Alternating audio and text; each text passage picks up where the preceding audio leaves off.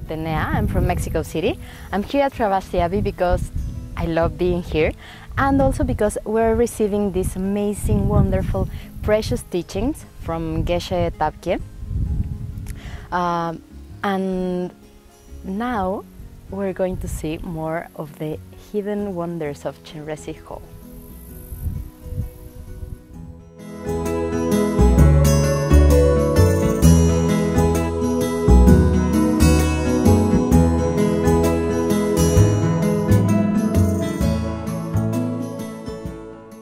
Hi, this is Larry with Alpha and Omega Construction, continuing on our tour of the hidden wonders of Chenrezig Hall.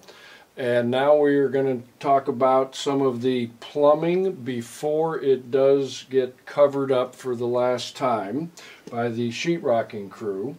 And what we have here is the laundry room, and these are the laundry boxes which have the waste lines in black. And the supply lines are these pipes here, which are called PEX, which is the new flexible piping system. It makes things easier.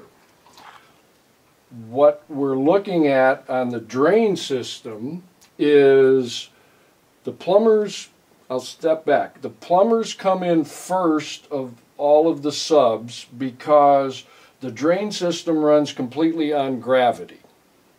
Water flows downhill, so they have the first right-of-way, so to speak, on how the interior space inside of the walls is occupied for their piping.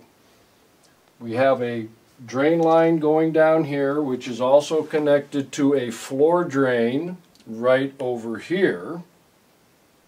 And this clever device here is a diverter which takes some of the wastewater from the laundry, from the wash machine, and it keeps the trap in the floor drain constantly primed so it doesn't lose its seal and allow sewer gases to get inside of the building. As we said, the plumbing, the black part of the plumbing goes in first because it runs on gravity. Then the ductwork for the heating system goes in second because it tends to be the biggest and it's the least flexible in terms of what it can do.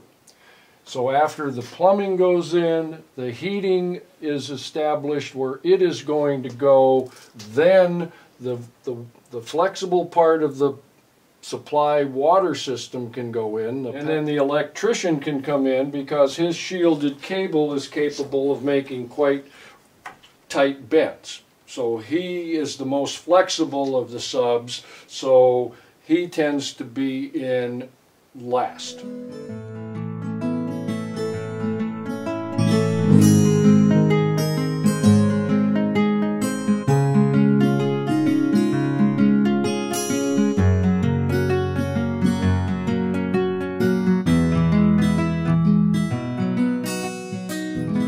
This is part of our electrical system, and because of the time constraints during the winter building the walls, the decision was made to surface mount the electrical conduits after the cement was poured. So I've got a can of foam here, and just to give you an idea of how this works. It's an expandable product, and you get the correct amount of expansion, and you just basically fill in the gaps. First you spend a lot of the time making all of this, and then you basically cover it up.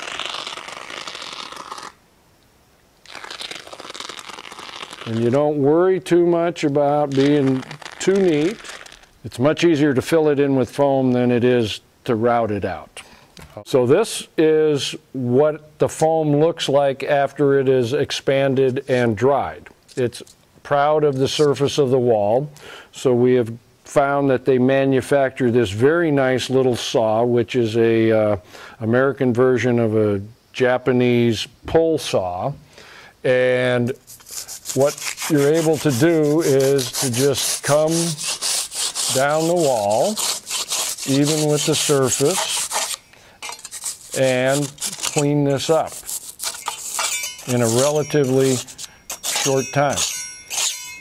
Because the goal is, now that piece of electrical conduit will not come out of the wall, and when the sheetrock goes on top of this, there's nothing holding it out.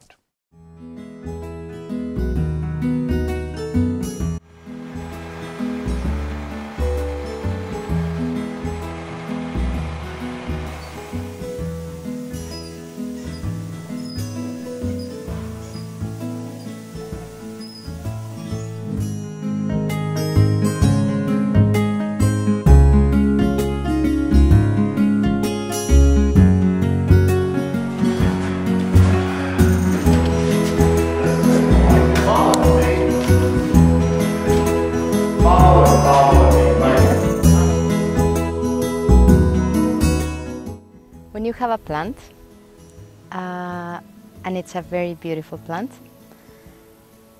you want it to grow. But what happened if that plant is in a very small pot? It cannot grow bigger. So what you have to do is transplant it and put it in a bigger pot, so the roots could spread even deeper.